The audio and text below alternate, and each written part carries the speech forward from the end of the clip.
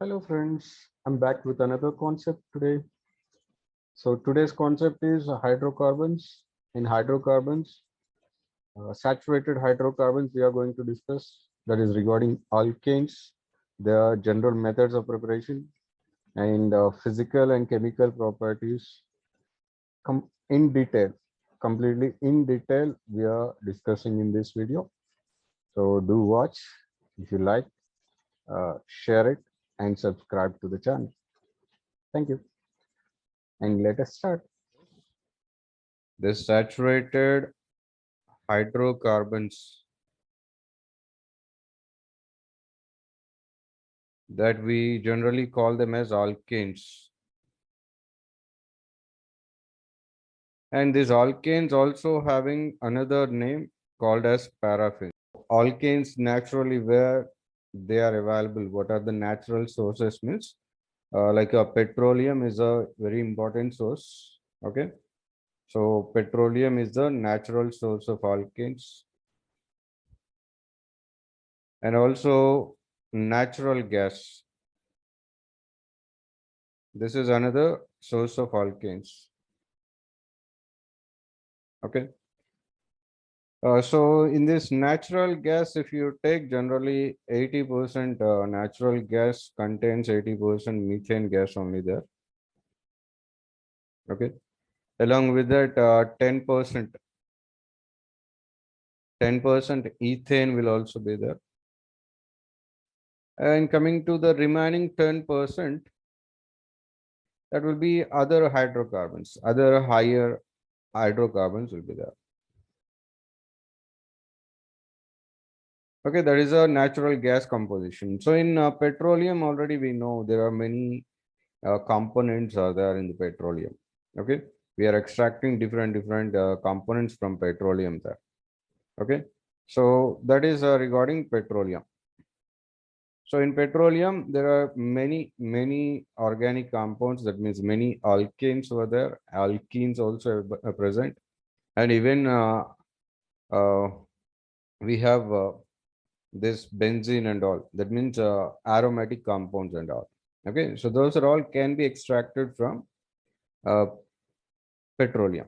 Okay, and another important thing regarding this alkanes is isomerism in alkanes.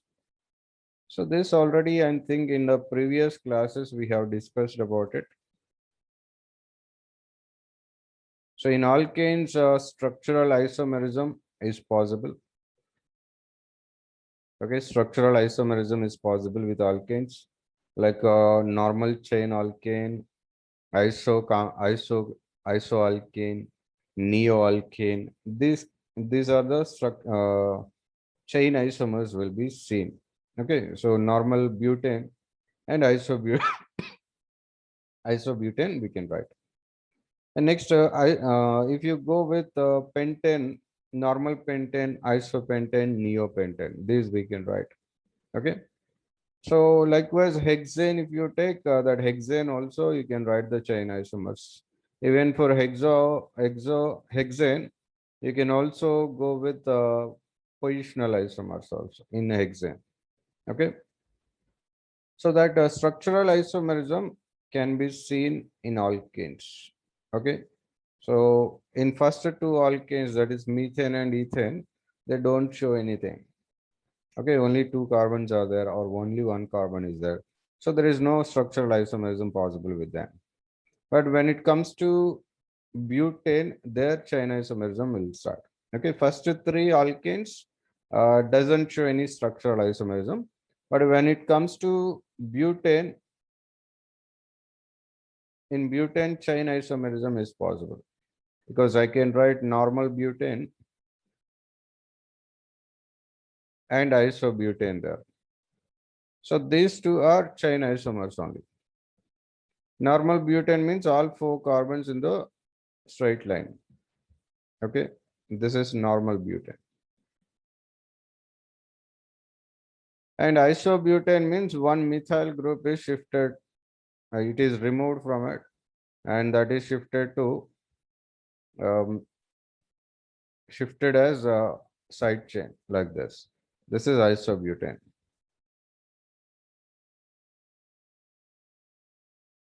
Right. So in butane, that is the chain isomerism we'll be seeing now. And next, in pentane also, you can see the chain isomerism. In pentane also, chain isomerism, you can see. So in pentane, if you see normal pentane, I can write, and isopentane you can write, as well as a neopentane also you can write. So three different chain isomers you can see in pentane. Okay. So other than this isopentane, you can all isopentane and neopentane will also come. So three chain isomers will be coming. Okay, in case of pentane. So hexane, if you take, so there will be five isomers will come. Five structural isomers will come. And similarly, heptane, if you take, that heptane will show 9. Okay. And octane, if you take, that octane structural isomers totally 18 are possible now. And with decane, if you take, there are almost 75. As the number of carbons increases, you can write different varieties of organic compounds. And that's why here you can see all these different isomers we can. Okay, so normal pentane, even for hexane also, you can represent those isomers. Okay, very easily. Like hexane, if you write normal hexane, I can write next isohexane, I can write that you can write it as 2-methyl pentane also. That is isohexane. Next 3-methyl also I can write 3-methyl pentane. Okay, that is another isomer you can say. And 2-methyl groups on the 4-membered ring. That means 4 carbons in the straight line, and 2-methyl groups as a side chains. So 2,2-dimethyl butane you can write, and 2,3-dimethyl butane also you can write. So I'll show you an hexane isomers. I'll show heptane, octane, and decane. No need to try, just remember it. Okay. So hexane,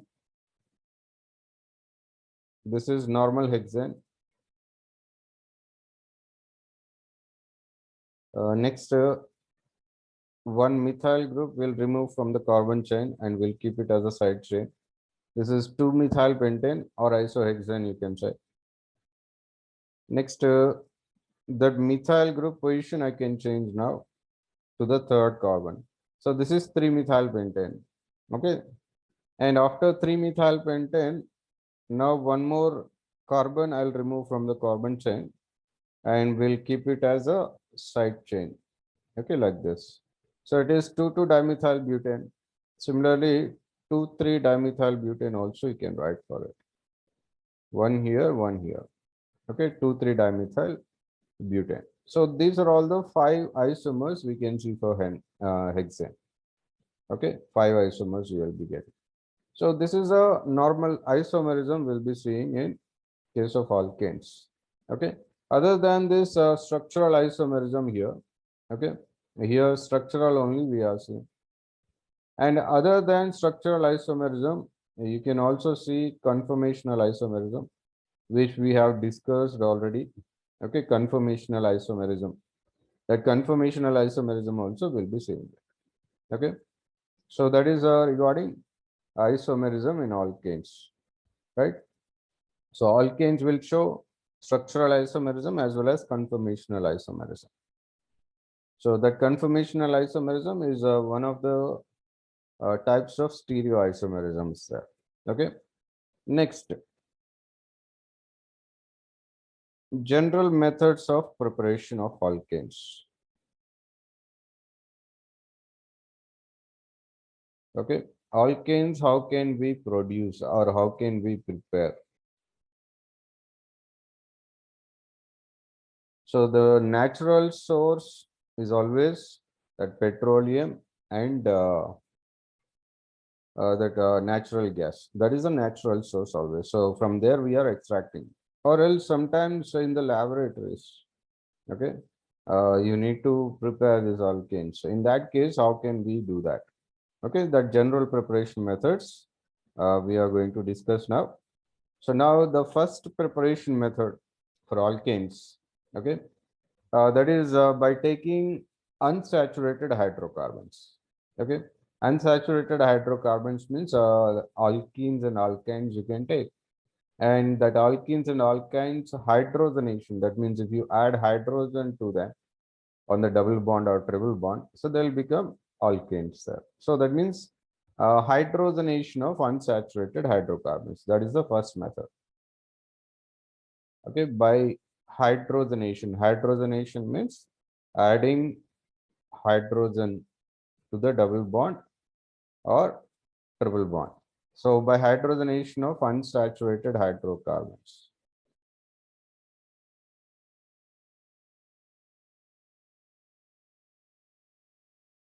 So we'll be taking either alkene or alkyne and we'll do the hydrogenation for that.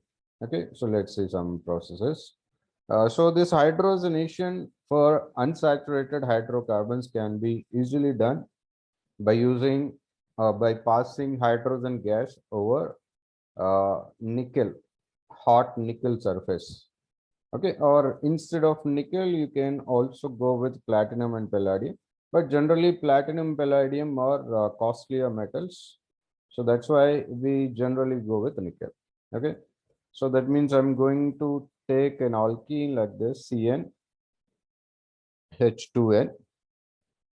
So for this, now I'm passing hydrogen gas, okay, uh, over nickel.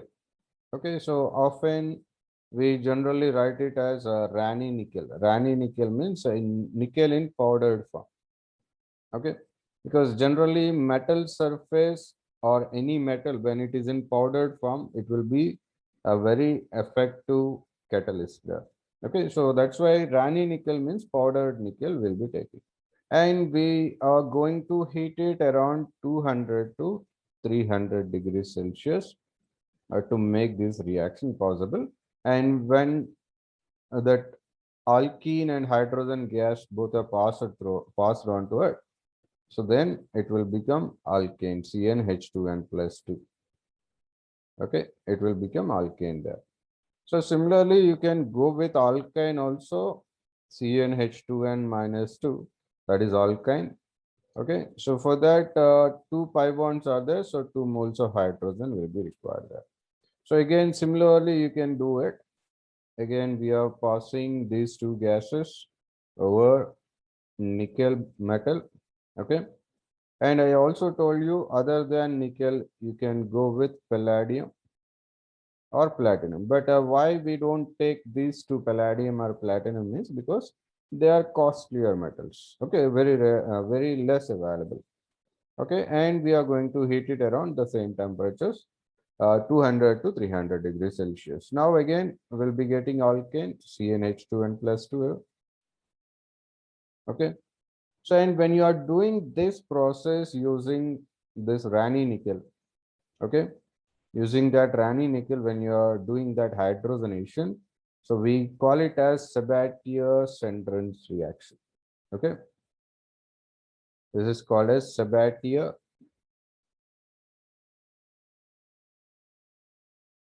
Sandrens reaction, we'll say it. Okay, so when you are doing this hydrogenation process using Rani nickel, so let's see some examples for it. Okay, I'm going with ethylene, that is C2H2.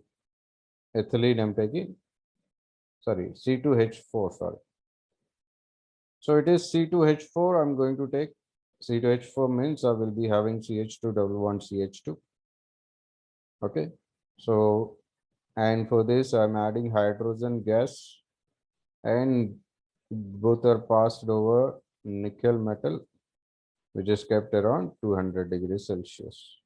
So now that ethylene will convert into ethane gas. Okay, ethane will be coming now. So this is one example. And even you can go with another alkenes also, the same process will happen. Even I'll go with an example of alkyne. So now I'm going to take acetylene. For acetylene, we require 2 moles of hydrogen gas. And again, over nickel, around 200 degrees Celsius temperature, it was there. And now again, hydrogenation will happen. So one more time, that ethane gas only will come. Okay. So this process, when we are doing this process using nickel metal, we are calling it as Sabatier-Sandrance reaction. Okay. So in this case, what will happen?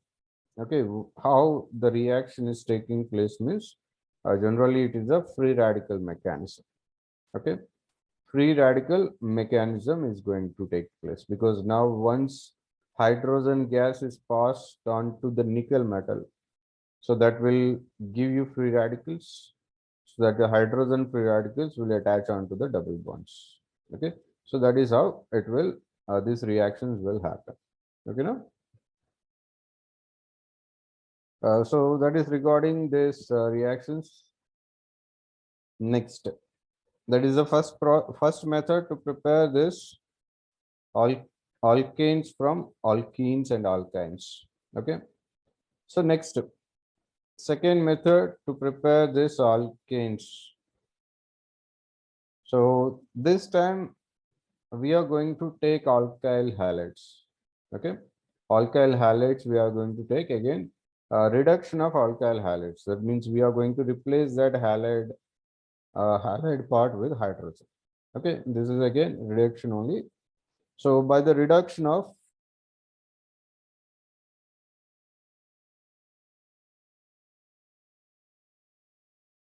alkyl halide,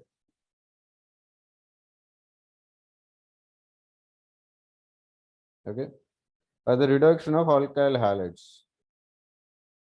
So any alkyl halide you take, okay, and that alkyl halide when it is reacting with nascent hydrogen, okay, so that means we need to produce that nascent hydrogen somehow. So that nascent hydrogen is required. Okay. So nascent hydrogen means how can we produce this nascent hydrogen?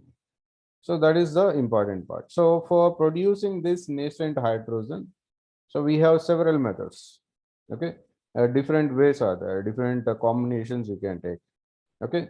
So for producing the nascent hydrogen, you can add zinc metal to dilute hydrochloric acid.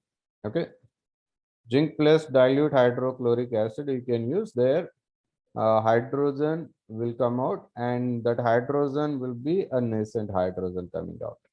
Okay, so next another combination also you can try, like you can go with zinc metal again, but this time acetic acid you can use. With acetic acid also the same reaction will come. Otherwise you can go with zinc plus NaOH also. So any of these two combinations you can use. Okay, both the combinations will work. Next, one more combination you can use to produce that nascent hydrogen. So that is zinc copper couple. Okay, zinc copper couple. So that means both the metals together. So this is taken in the with ethanol, C2H5OH. Okay, that means the zinc copper couple we are going to take in ethanol. That is another combination we can try to produce that nascent hydrogen. Next, red phosphorus and hydrogen iodide. Red phosphorus plus hydrogen iodide. This is another combination we can try. Okay. Next, one more combination is also there. That is aluminum mercury alloy. Okay. So you can say aluminum amalgam, and that is taken in ethanol. This also can do that. So all these combinations can produce this nascent hydrogen there. So any one of these combinations we can try, okay, to produce that nascent hydrogens. Okay, any one of these combinations we can try here, right? So now let us try some examples with these combinations. Okay, so I'm going to take methyl iodide now. Okay, that is the alkyl halide I'm taking. So this alkyl halide, now I'm going to heat it with any one of these combinations. Okay, so that means I can take a zinc and HCl combination. Okay, zinc HCl combination you can take, or otherwise zinc copper couple in a ethyl alcohol you can take, or zinc plus NaOH you can take. So any of this. Okay, so zinc plus NaOH don't take because that NaOH can convert into CH3OH. Okay, so that problem is there. So that's why generally we go with zinc and dilute HCl generally. Otherwise, the third one is the no zinc copper couple in ethyl alcohol. That can that any one of that you can use. There is no problem with that. So now what will happen here? Nascent hydrogens will be produced because of this combination, zinc plus HCl combination. And that nascent hydrogen will convert that methyl iodide into methane and HI will come out. Okay. So similarly, you can try the same thing with the ethyl iodide also. There also the same thing can happen. So zinc plus dilute HCl. Or you can try with the third part. That means zinc copper couple in ethyl alcohol. So now it will come out as C2H6. That means ethane will come, and along with that HI is coming. Okay. So this is another method which we can apply to produce this alkane from alkyl halides. Okay. So otherwise, what we can do, you can also go with another methods. That means same alkyl halide only. So that alkyl halide using catalyst like nickel, platinum, palladium catalyst. Okay, and hydrogen gas is passed over it. So that also you can try. That is also possible case. Okay, that we call it as catalytic hydrogenation. Okay, catalytic hydrogenation. Or else you can do with lithium aluminum hydride also. So with lithium aluminum hydride also the same process will happen. Okay, but when you are using lithium aluminum hydride, there is a possibility of getting alkenes as well. Okay, so because when we are going with H3 alkyl halide, that method lithium aluminum hydride method is not useful. Okay, so suppose I can try with, so suppose I'm having CH3 CH2Br. So here I'm going to pass hydrogen gas to it. Okay, so now in the presence of nickel or platinum palladium, okay, any one of that you can take. So this time the reaction can happen like CH3 CH3 will come. Okay, there is no problem with that. So this reaction easily can happen. Okay, but here we need to heat it. Okay, so next another reaction also you can try like this. RX I'm having, that is alkyl halide I'm having. So this alkyl halide, when it is heated with lithium aluminum hydride, okay, lithium aluminum hydride and sodium borohydride, NaBH4. NaBH4. These two are strong reducing agents. Okay, so these, any one of that in organic solvents you have to take. Okay, that means both the alkyl halide and this lithium aluminum hydride or sodium borium hydride, so that you can take it in organic solvent. So here also the reaction will happen. So 4 moles of alkane will come. Along with that, that halide part will attach to the aluminum like this. Okay, So this can happen here. Or sometimes what will happen with this reagent means when you are having tertiary alkyl halide. Okay. So suppose I have a compound like this.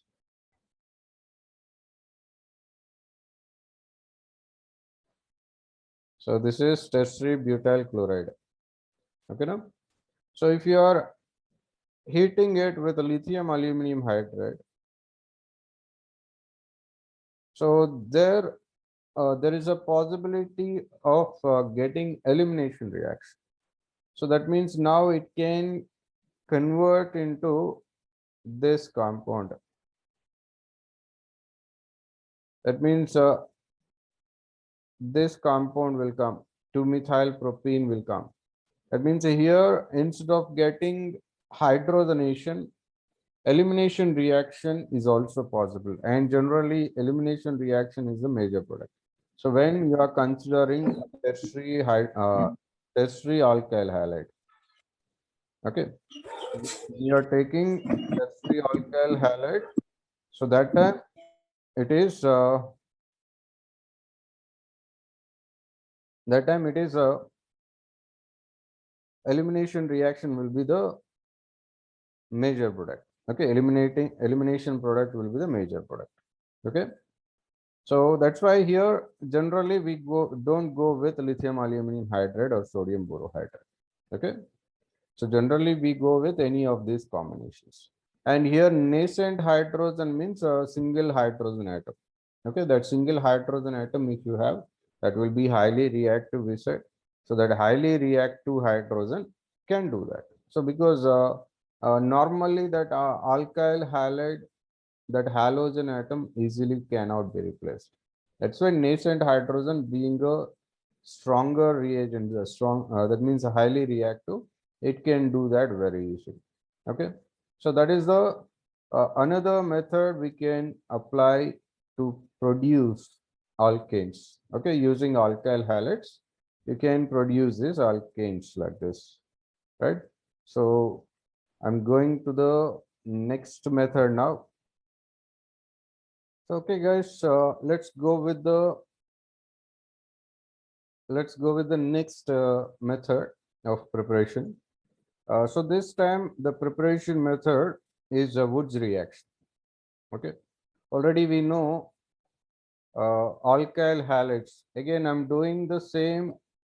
I'm using the same alkyl halides to prepare the alkanes. Okay, and this time we call it as Woods reaction. And what is this Woods reaction means? Simply alkyl halides, we are going to heat it with sodium metal in ether. Okay, because sodium metal and alkyl halide should be in the same medium to get the reaction. So that is a common medium is ether. Okay, there it can easily react. So like if I take alkyl halide like this, so here sodium metal I'm taking. This is the combination. That means 2 moles of alkyl halide and 2 moles of sodium. Okay, so that is going to react now,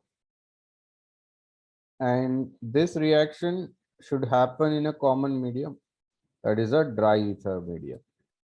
Okay, so in dry ether we'll be taking it. So now what will happen is that halogen part will attach to the sodium, and 2 alkyl parts are there. No, both the alkyl parts will attach like this. Okay, 2 alkyl groups are there. Both the alkyl groups will attach like this. So we'll be getting in a higher alkane now. Okay, with the double number of carbons we'll be getting it. Okay, and the remaining part will come out as sodium halide. Okay, so suppose I'm taking an example here. Suppose I'm going with methyl iodide. So 2 moles of sodium I'm going to take now with 2 moles of methyl iodide, and these two are present in dry ether now. Okay, that is the medium. So now when these two are reacting, I'll be getting methyl. That means 2 methyl groups will attach each other, so that I'll be getting ethane. So double the number of carbons I've got. Okay, ethane will be coming and 2NaI. So, and this particular reaction, we call it as Woods reaction. Okay, we call it as Woods reaction here, right? So, if I have same alkyl halide, then there is no problem. So, sometimes a mixture of alkyl halides like this you can take. So, suppose I have methyl bromide, okay, and it is heating with ethyl bromide now, okay. So, C2H5, methyl bromide and ethyl bromide. So both are reacting again in the presence of dry ether. Both of them are reacting now. So in that case, here methyl group, ethyl group will attach to each other. So that means I got a higher alkane propane. Okay, so both the alkyl groups will simply attach.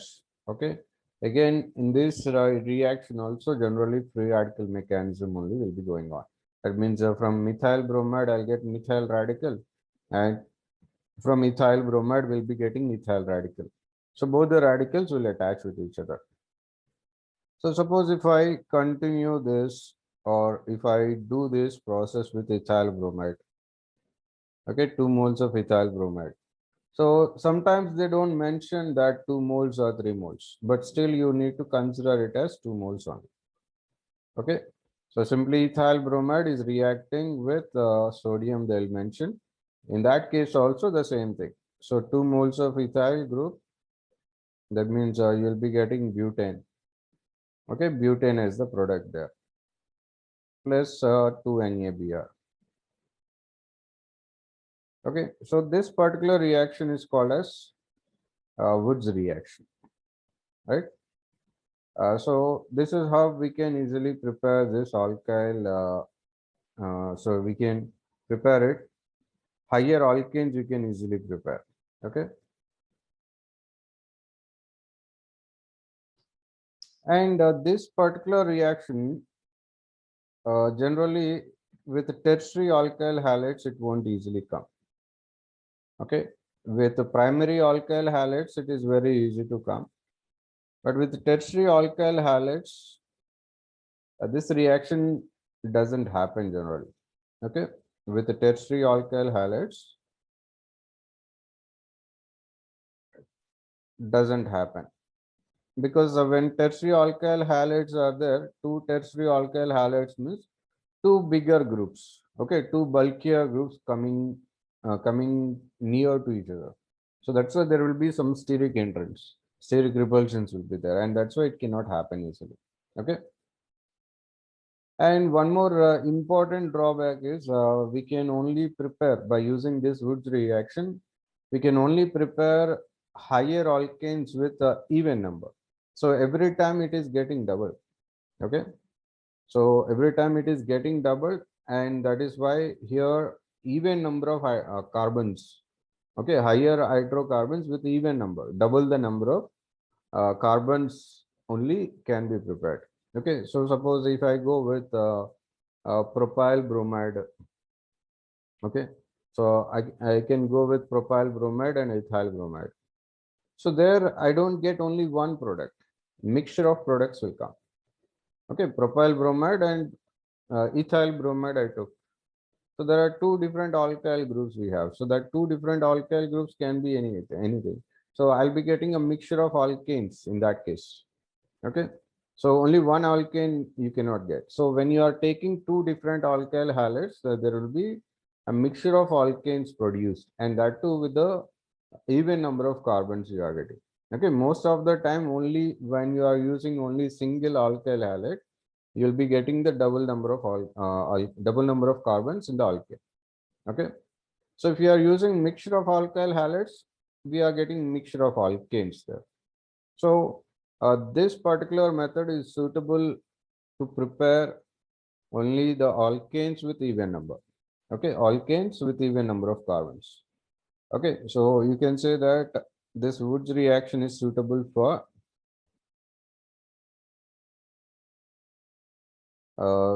alkanes preparation That means suitable for preparing alkanes with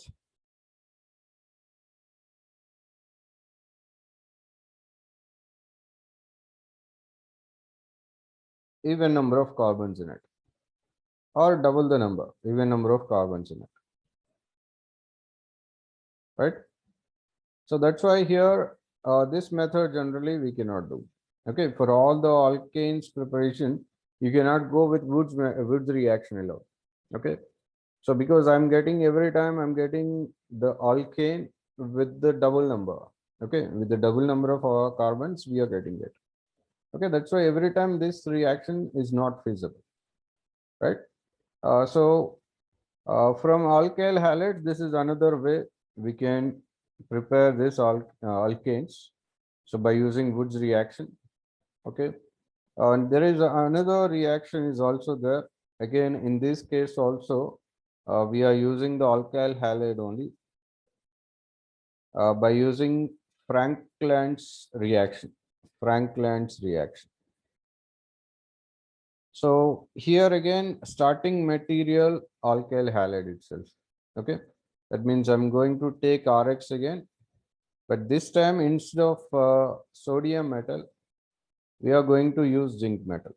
Okay, that is the only difference. Instead of sodium metal, we are using this zinc metal now. Okay, Rx again, similarly 2 moles of Rx only will be taking, that means alkyl halide. So again, the reaction will be going on in ether itself. So I'll be getting an alkane with the even number of carbons or with the double number of carbons there.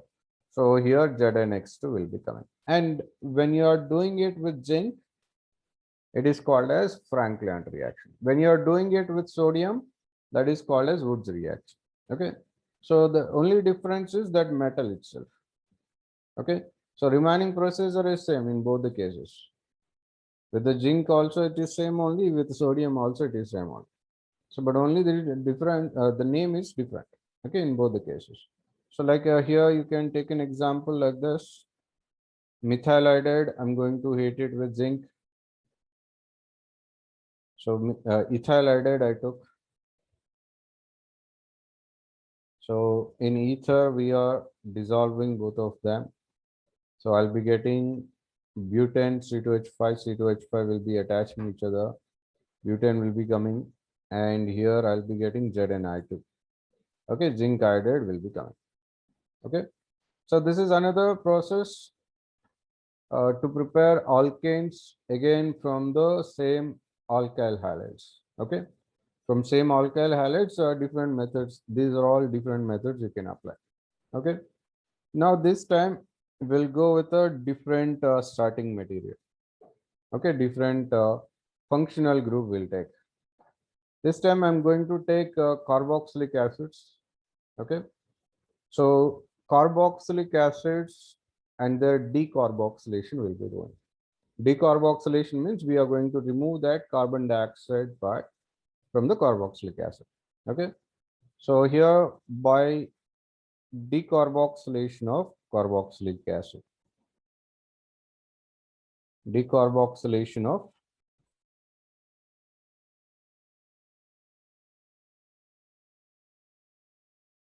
carboxylic acids. And this is generally a very simple method, and you can also call it as lab method. Okay, in the laboratories, very easily you can do it.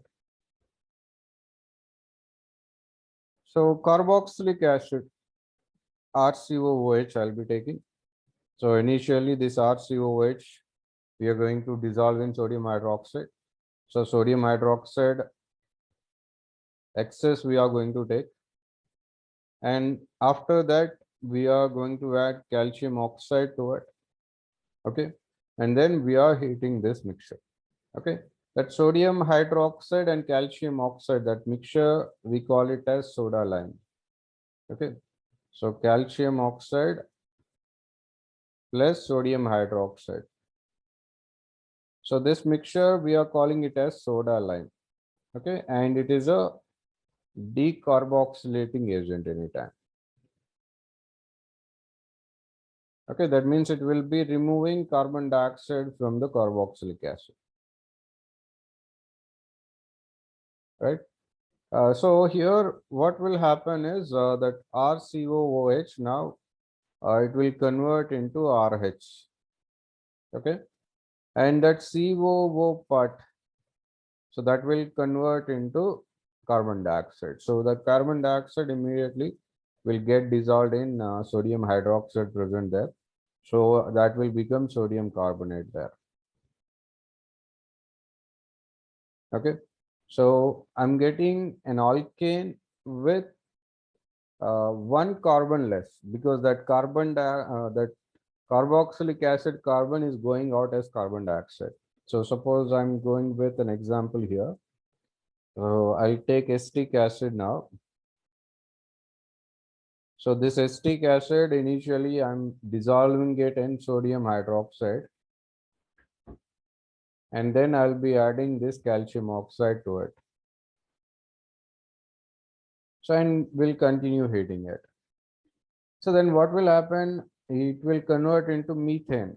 So initially we took ethanoic acid, but now one carbon gone, okay, in the form of carbon dioxide. So the remaining carbon only will come. That means now alkane will be coming with one carbon less than the carboxylic acid. Okay. So one carbon will be reduced in the from the carboxylic acid part. Okay, here I got methane.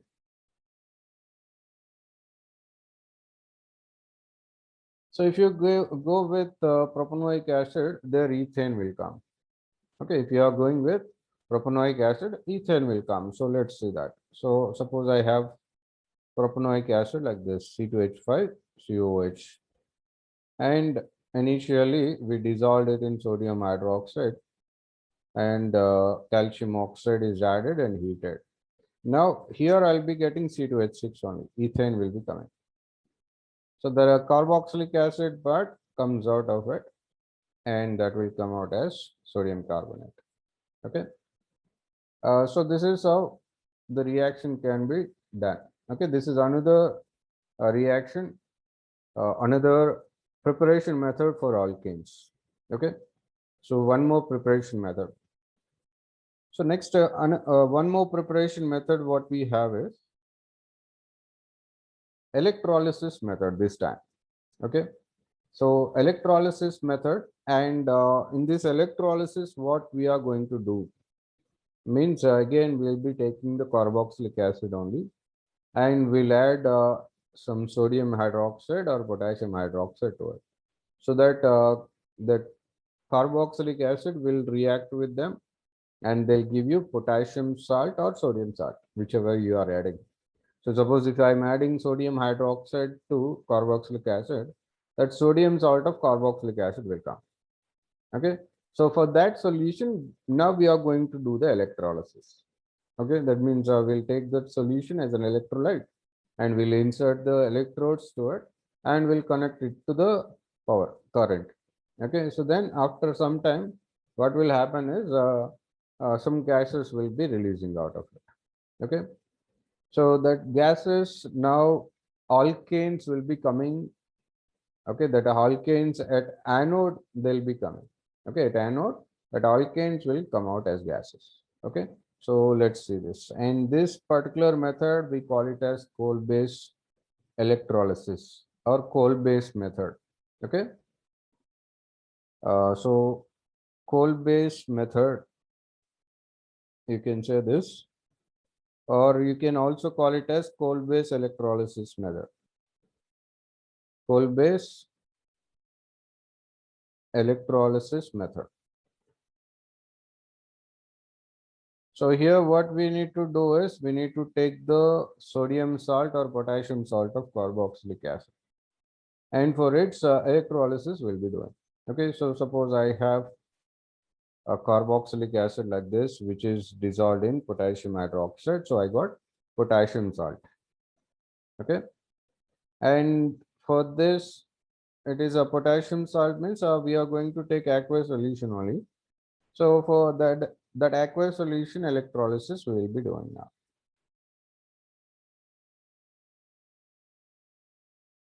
right? So now after electrolysis, what will happen is this part will come out as carbon dioxide. Okay, that is coming out as carbon dioxide, and two alkyl groups are. That means you'll be getting higher alkane now.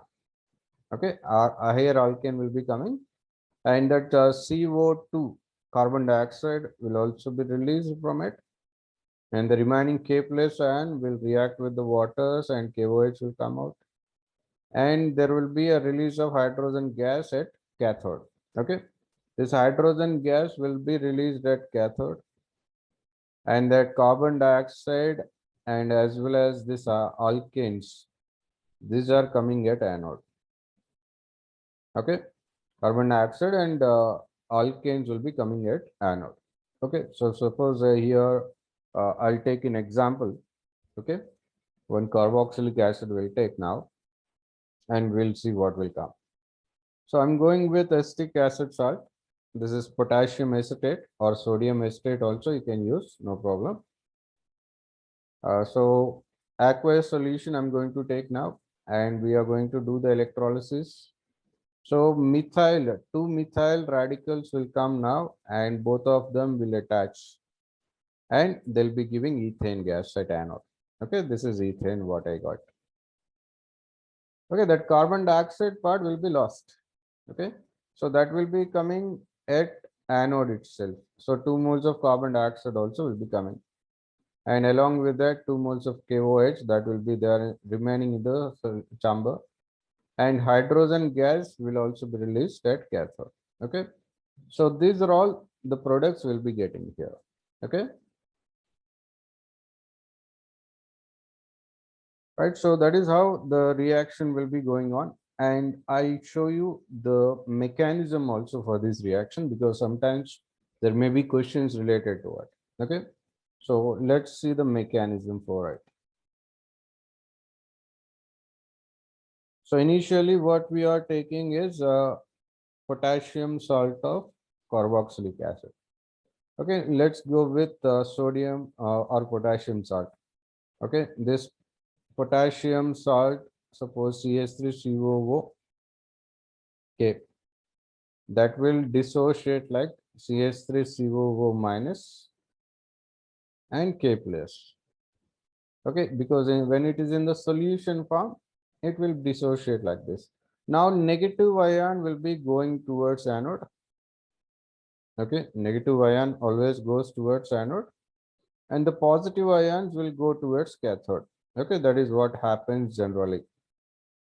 Okay, so now at anode, what is going to happen? At anode, oxidation reaction will be taking place anytime. So now here 2 moles of acetate ions. Okay, so they lose their electrons. Losing of electrons is oxidation, we know. Okay, so here they'll be losing 2 electrons, so I'll be getting 2 moles of acetyl acetate free radicals will come. Okay, acetyl free radicals will be coming now, and 2 electrons lost here. Okay, but here that odd electron, okay, that odd electron with oxygen is always unstable, so that's why that odd electron will shift to the methyl part. So that means now 2 moles of this free radicals I got now. So that free radical will be moving towards methyl group. So I'll be getting methyl free radicals there. And remaining part will come out as carbon dioxide. So carbon dioxide released out. Okay, it is lost. Now after that carbon dioxide is going out now methyl groups 2 are there. So 2 methyl groups, now what they'll do, 2 methyl radicals will attached with each other, so I'll be getting ethane gas at the same anode only. Okay, that is the reaction taking place at anode. So similarly at cathode, what is happening, we'll see.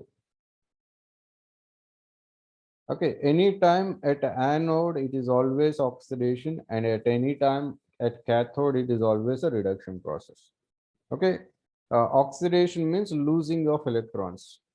So each of that acetate ion is losing one electron. So that is becoming radical. Okay, free radical. So next at cathode, what is happening? Let's see. So there from anode, we got the electrons removed. Okay, at anode. So that electrons where they'll come towards the cathode only. So at cathode, that electrons will be added to this sodium metal. Okay, it will become sodium, or here potassium we took now. So let us go with potassium there. Okay, so like potassium I took, so I'll be getting 2 moles of potassium released. Okay, that will be deposited, and this potassium doesn't stay back. Potassium immediately reacts with water, so that will convert into potassium hydroxide. Okay, 2 moles of potassium hydroxide plus hydrogen gas will also get released at cathode. Okay, these are the reactions taking place at anode and cathode here. Okay, so this is how we do this method, and in this coal-based electrolysis method, we cannot prepare methane gas anytime. Okay, methane gas cannot be prepared in this method. Okay, because methane gas means only one carbon is there, but here in all these processes, double the number of carbons are coming anytime. So that's why methane gas cannot be prepared by using coal-based method. Okay, for preparing methane gas, we need to go with the other methods.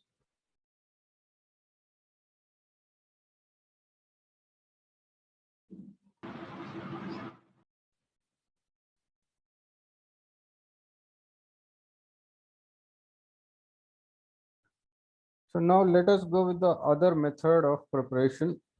So this time again alkyl halide again only I'm going to take, but that alkyl halide will convert it into Grignard reagent. So this preparation method by using Grignard reagent. So that means from Grignard reagents. And what is this Grignard reagents? Grignard reagent means alkyl magnesium halide. That is called as Grignard reagent. Alkyl magnesium halide.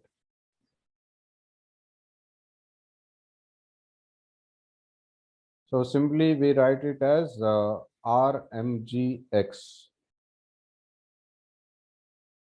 This is called Grignard reagent here. So this you can easily prepare this Grignard reagent using alkyl halides.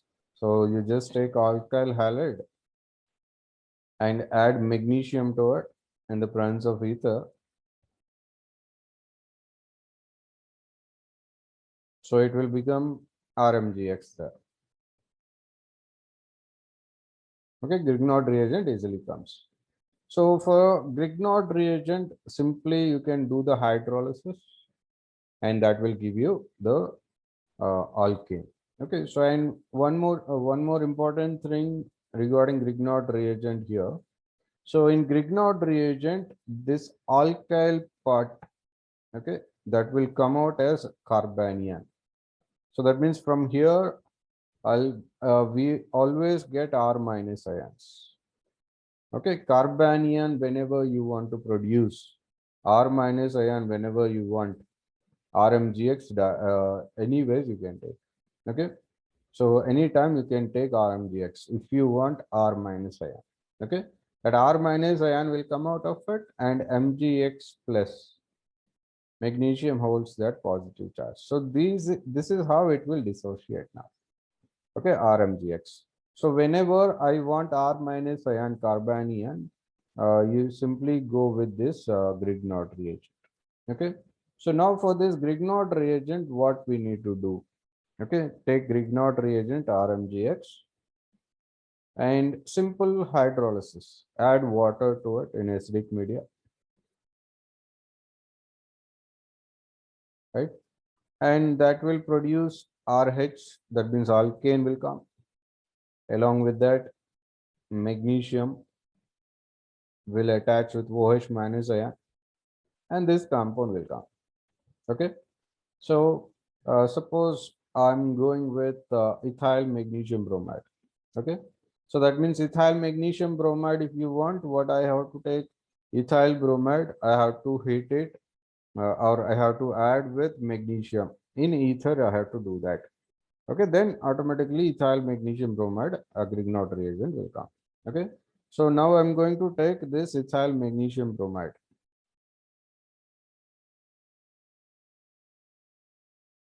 So this is on hydrolysis. So I'm writing like this, HOH. So in acidic media, we are going to do that. So this C2H5 will be attached with H plus ion, because C2H5 minus ion we are getting. So that will attract the H plus ion from water. Next, magnesium is holding the positive charge, so it will attract the OH minus ion from there. So this is how the reaction, here halogen is bromide, no? Okay, so that bromide you can write directly. Okay, so this is how simply you can do. And this Grignard reagent application, it is everywhere. In organic chemistry, this is one of the very important reagents we have. Already I told you, whenever you want R minus carbanion, we generally go with Grignard reagent only. Okay, so it has a lot many applications there. So similarly, suppose if I go with methyl magnesium bromide, okay, if it is heated with ethyl alcohol, suppose, so that time also you can get the alkane. But this alkane now, what I'll get, alkane from the Grignard reagent. Okay, this part will become alkane. Okay, that alkyl part will become alkane. So that means from here, this H plus ion will come out of it. Okay, so I'll be getting CH3 attached with hydrogen there. So methane gas will be coming, and the remaining part will convert like this, OC2H5, that will attach with magnesium. Okay, like this it will come, right? So these kind of reactions, there are many reactions like this. Okay, with the Grignard reagent, many reactions like this, it is possible. Okay, now even with ammonia also you can write this. Like if I go with RMGX, okay, in RMGX, if it is heated with ammonia, ammonia means I can write like this, no? HNH2, ammonia. So that time also this R part, that means alkyl part, will attach with hydrogen from ammonia. So I'll be getting RH, that is alkane, will be getting, and the remaining part NH2 minus is coming up, that will attach here on the magnesium. Like this, so it will come. These kind of reactions are possible with Grignard reagent. So Grignard reagent on simple hydrolysis, you can get the alkane, or when it is heated with ethyl alcohol also you are getting it. Not only ethyl alcohol, any other alcohol also you can use, no problem. Okay, even sometimes Grignard reagent when it is heated with propane. Okay, suppose I have Grignard reagent like this. Okay, C2H5 MgBr, that is the Grignard reagent I'm taking. Okay, so suppose if it is heated with propane, propane means C triple bond C CH3. So here there will be one hydrogen. Okay, so now this propane, this hydrogen is there, no? This hydrogen of propane will attach with this ethyl part. Okay, that means I'll be getting ethane from here. Okay, so that means in all these cases, what we are going to observe is that alkyl part from the Grignard reagent is attached with the hydrogen simply. Okay, so in all these cases, the corresponding alkane, okay, that alkyl part from the Grignard reagent is converted into the corresponding alkane. So here remaining part C triple bond CCH3 propynyl group. Okay, so that is attached with that magnesium. Okay, so like this, all these reactions are possible. Even with carboxylic acid, also the same kind of reaction will come. So suppose again C2H5MgBr if you take, and if it is reacting with acetic acid, suppose. So acetic acid definitely loses the H plus ion. That H plus ion now it will be attached with the ethyl group. So I'll be getting ethane from there. Okay, the remaining part, that acetate ion, will attach to the magnesium. So I'll be getting C2H5H. That means ethane gas I'm getting now. And the remaining part, that acetate group OCOCH3, that will attach on the magnesium. Okay, so like this, all these reactions are possible. So easily from Grignard reagent, by using any of this, you can produce the alkane. Okay, and that alkane will be coming from the alkyl part of the Grignard reagent.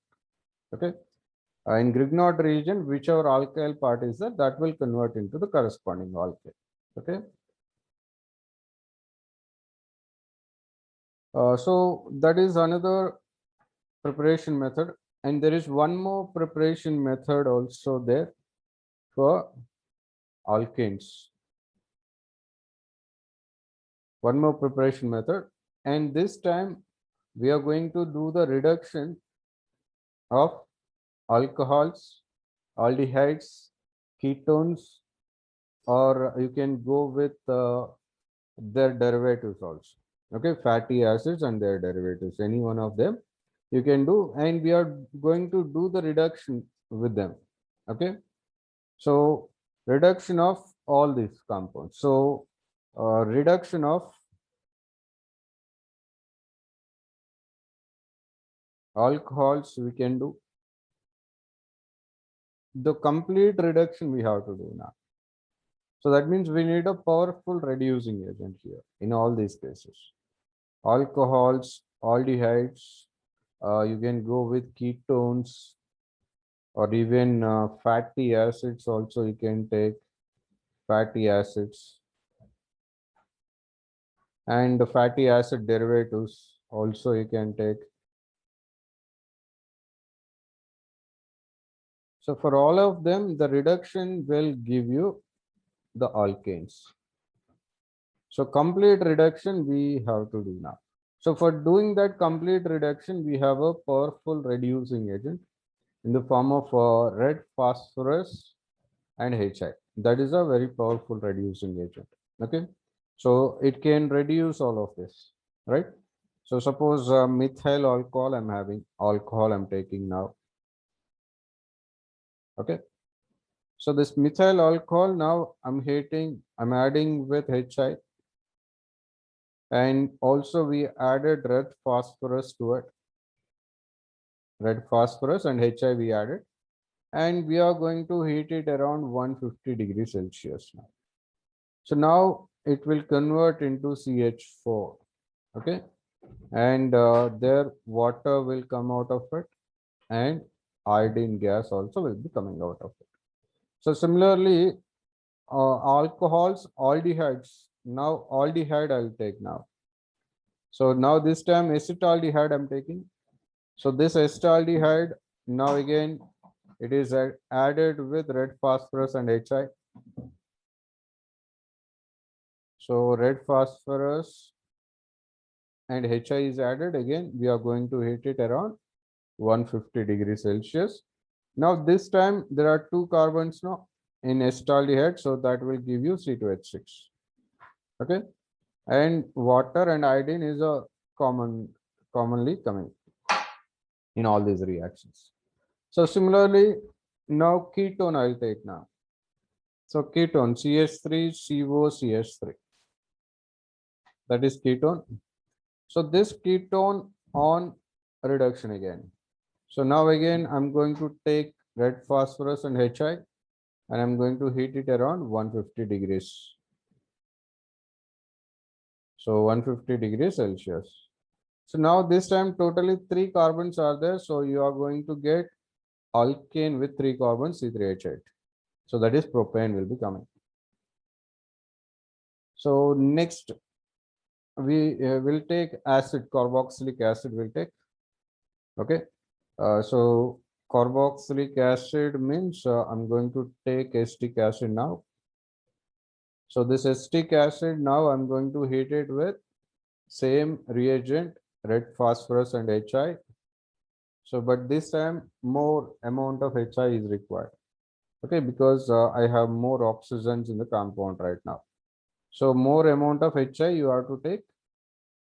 So now again here this will convert. So there are 2 carbons. So you will be getting alkane with 2 carbons. Okay, this is how the reaction will come there. Next, their derivatives, carboxylic acid derivatives also can be converted into alkanes. So suppose I go with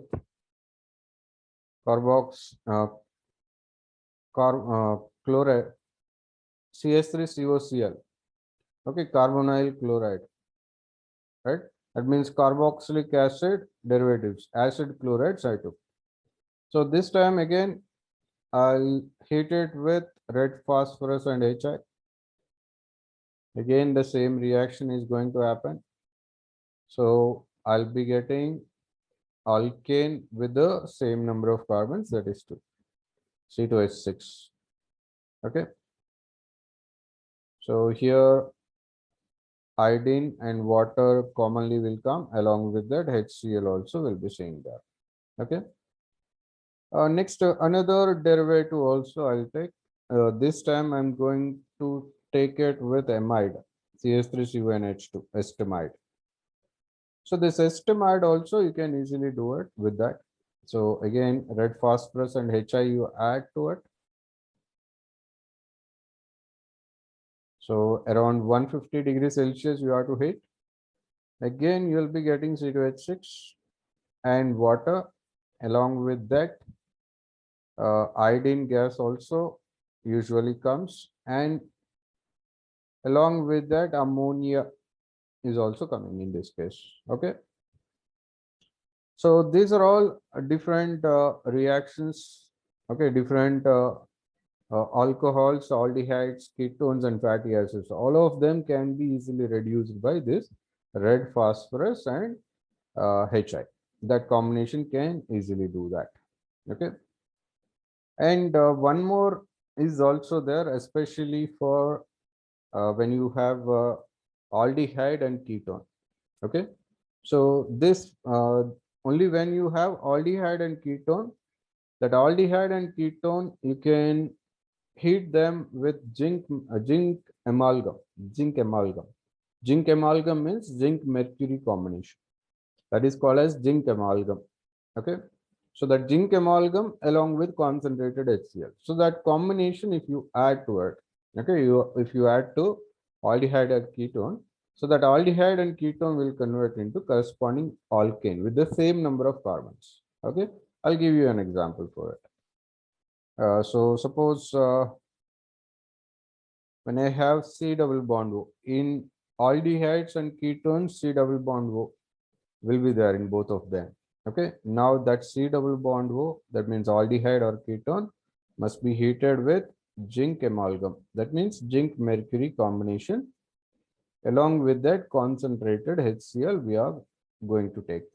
Okay, and that will convert that C double bond O to CH2.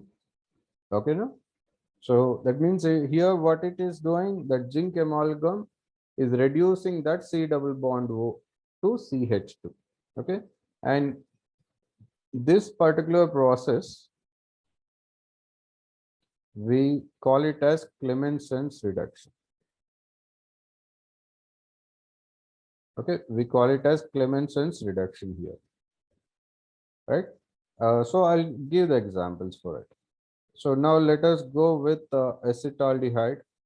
Okay, I'm going with acetaldehyde now. So this is acetaldehyde, right? So this acetaldehyde, now I'm going to heat it with zinc amalgam and concentrated HCl.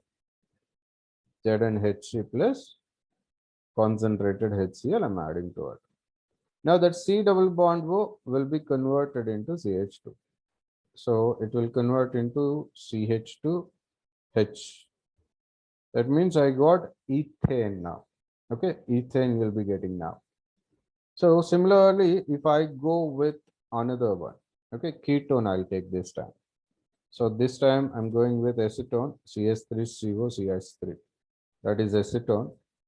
Again, I'll add zinc amalgam. Okay, concentrated HCl. So again, C double bond O will be converted into CH2, CH3. Okay, so this is called zinc amalgam. Okay, that is a amalgams. Amalgam means always it is a alloy with mercury metal and its alloys. They are called as amalgams. Okay, or sometimes they also call it as amalgamated zinc. Amalgamated zinc means zinc and mercury combination. Okay, so the same we can do with hydrogen also. In the presence of hydrogen, also you can do this. That means again aldehydes and ketones only. Okay, this reaction only for aldehydes and ketones.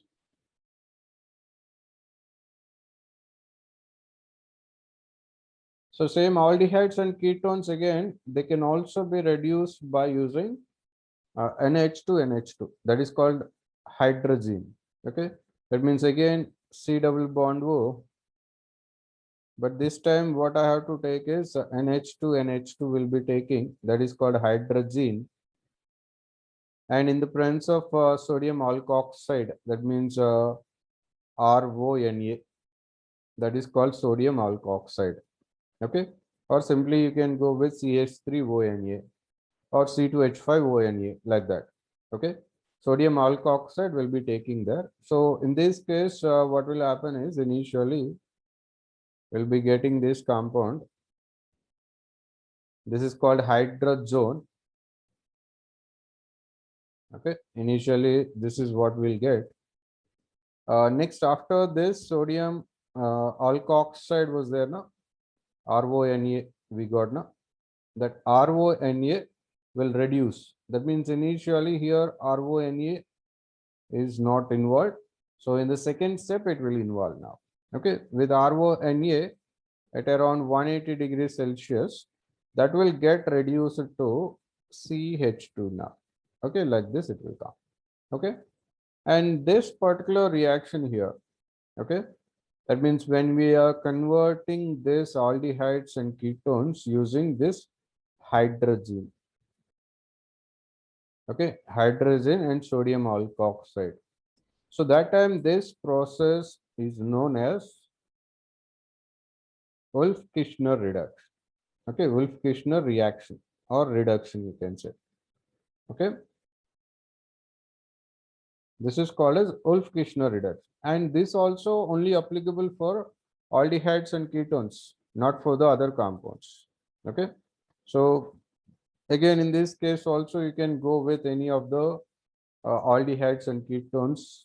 Okay, you can take the corresponding alkane will come with the same number of carbons present in it. Okay, now so this is another process, another method to prepare alkanes. Okay, another process to prepare the alkanes here. Right, guys, so in the previous all reactions, we cannot prepare our desired alkane. That means in previous cases what we said, every time there is a alkane with a double number of carbons only coming. Okay, if I want alkane with the odd number of carbons, or I want branched chain alkane, okay, in all these cases we cannot do that. Okay, in all the previous cases what we said, we cannot do all those things. Okay, So we cannot design the alkane, or we cannot prepare an alkane with a side chain, or an alkane with an odd number of carbons. These kind of things we cannot do. Okay. So now this is the process where we can prepare an alkane of your choice. That means if I want 4 carbons, I can do that. If I want 5 carbons, I can do that. If I want 10 carbons, you can do that. Okay, it is of your choice. Whichever alkane you want, you can easily prepare in this case. So let us go with these methods. Now here, this method, we call it as hydroboration method. So this is hydroboration of alkenes.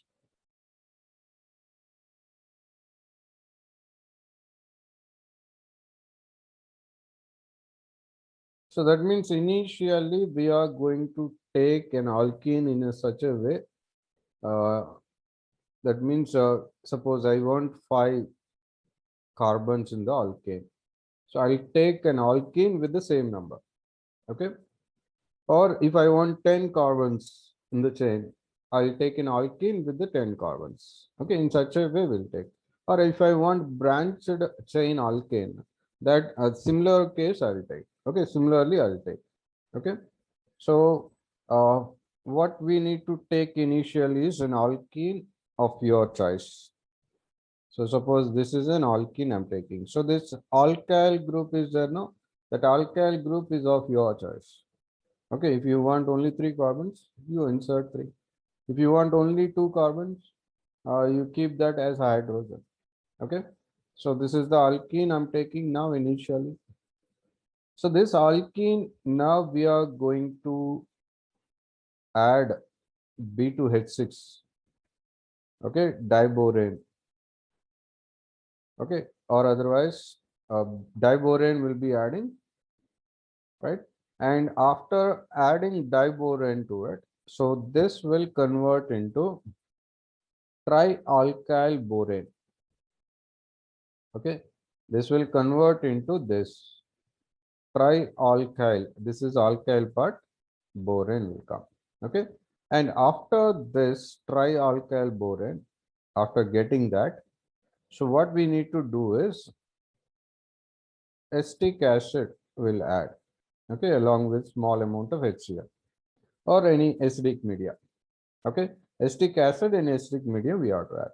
So that time what will happen is that alkyl part in trialkyl borane is there, no? That will come out as alkane. This alkane will come.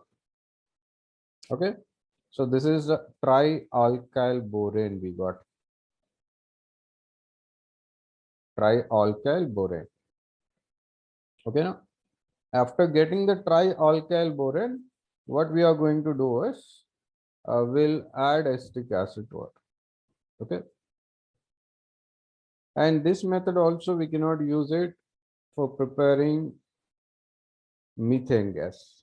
Okay, for methane gas you cannot use this process. Okay, so suppose I'm going to take an alkene like this. Okay, now so I have an alkene like this.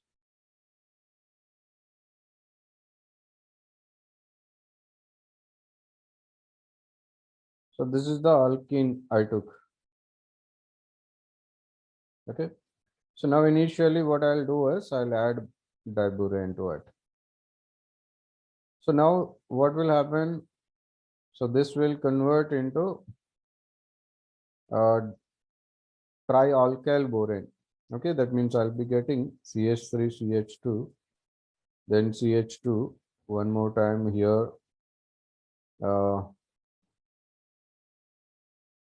Here it will come out as this compound. Okay, and here it will attach like this. So 3 moles will attach on borane.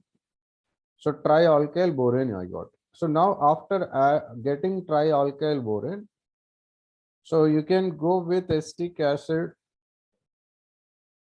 Okay, acetic acid along with small amount of acid to it, or else you can also use this combination AgNO3 along with NaOH. Any one of these combinations can be used. Okay, any one of these combinations you can use, no problem. Okay, so now this time what will happen is I'll get the alkane, corresponding alkane will be getting now. Okay, so but this time with AgNO3 if you do it, okay, so that means suppose when I add AgNO3, okay, there will be a different product coming. And when you add acetic acid, there will be another product coming. Okay. So both the products I'll say. So suppose if when you add acetic acid and H plus ion, okay, when you are adding acetic acid and H plus ion, so same alkane will come. That means CH3, CH2, CH2, then here CH3, CH3 here. So this alkane will come with acetic acid.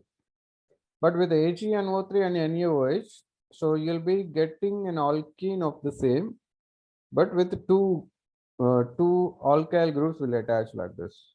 So that means now I'll be getting CH3, CH2, CH2. Okay, here CH, CH3, CH2. Okay, this is the alkyl part we have. So one more alkyl part will attach to that same, similar alkyl part will attach to it. Okay, like this it will come. So this is the product you'll be getting there. Okay, with silver nitrate and NaOH, we can do, but that time double the number of same alkyl part. Two alkyl parts will attach with each other. Okay, this compound will come. And when you are using acetic acid and H plus ion, so we'll be getting same alkane with the same number of carbons and same carbon chain. Okay, same carbon chain will remain there. Okay, with acetic acid and H plus ion. Okay, this process we call it as hydroboration method. Okay, hydroboration method will say. So first step is common in both the cases. In the second step, you can choose. Okay, if you want only the same number of carbons in the alkane and the same carbon chain, if you want, you can use acetic acid and H plus ion combination. So I'll be getting the same alkane with the same number of carbons present there. Okay, and if you use silver nitrate and NaOH combination, that time what will happen? Same alkyl part two times. That means double the number of carbons will come with the similar same alkyl chain. It will come.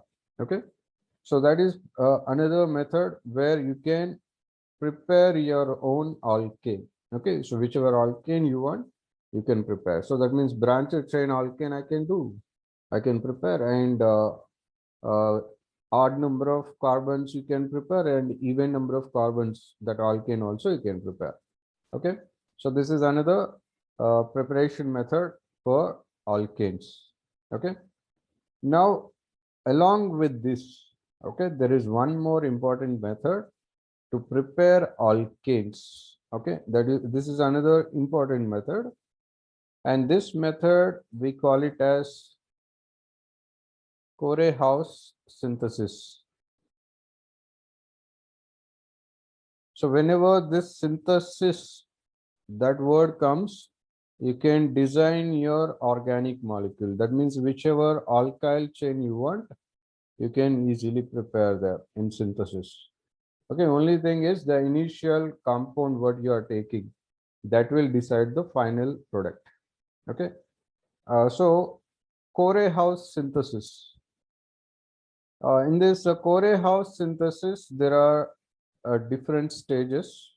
Okay, different stages we have.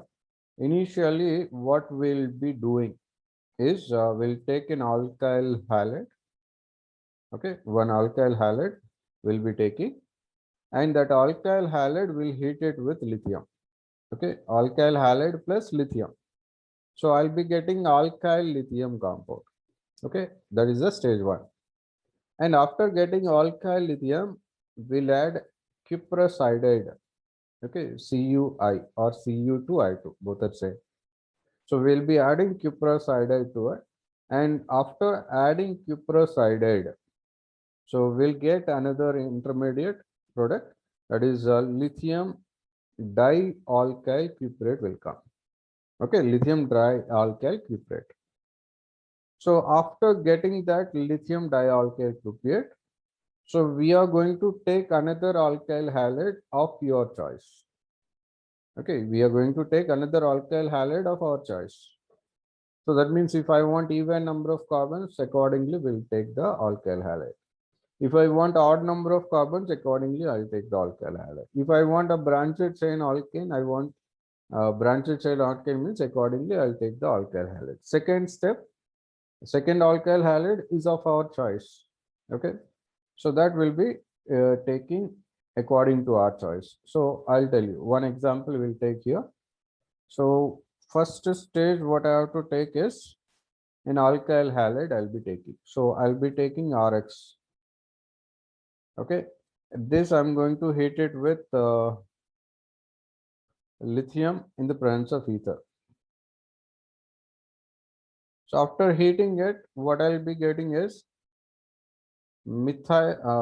alkyl lithium will come. That means I'll be getting RLi, that is alkyl lithium, plus lithium halide will be coming out of it. So now that alkyl lithium, whatever I got in the stage 1, I'll take it. So 2 moles of alkyl lithium I'll be adding to cuprous-sided. Cuprous-sided means CuI or Cu2I2, both are same. So that cuprous-sided is added to that. So after adding cuprous-sided, it will convert into lithium R2Cu.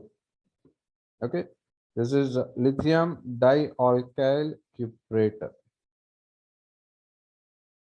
Okay, this is called lithium dialkyl cuprate. So this will come in the second stage. Okay, so here lithium iodide will be separating out.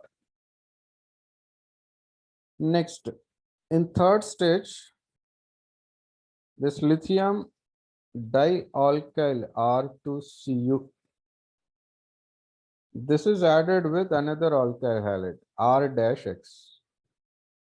Okay, another alkyl halide R-X I'm taking now. So now what will come is one alkyl group from here R and R-. Okay, so these two will attach now. So that means I'll be getting an alkane like this R-. So there are two R groups are there, R2.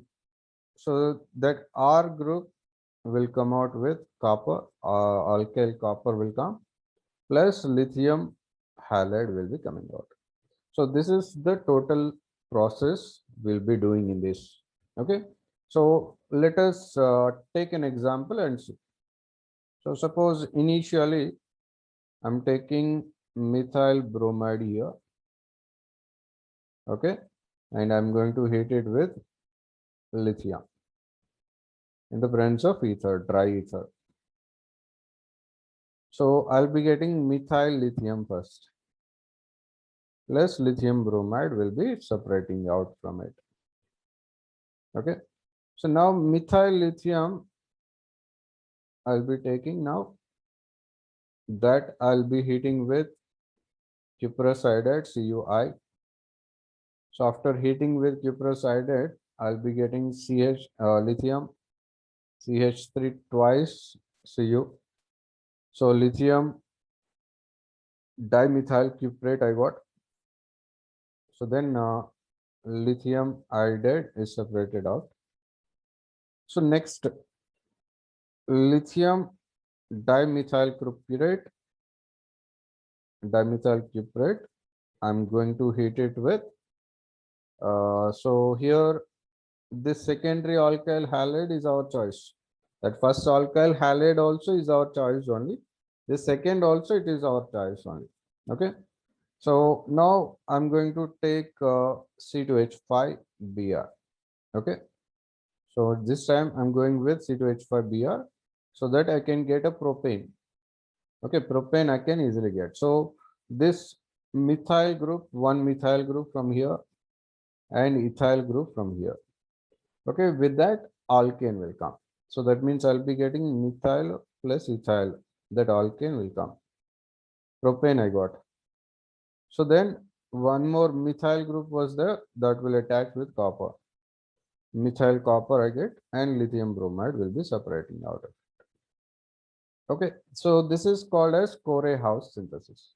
So here the alkyl halides what we are going to take that will decide the product. Okay, here lithium dialkyl cuprate, this one. Okay, a lithium dialkyl cuprate is there, no, and that is called as Gilman reagent. Okay, we call it as Gilman reagent, right?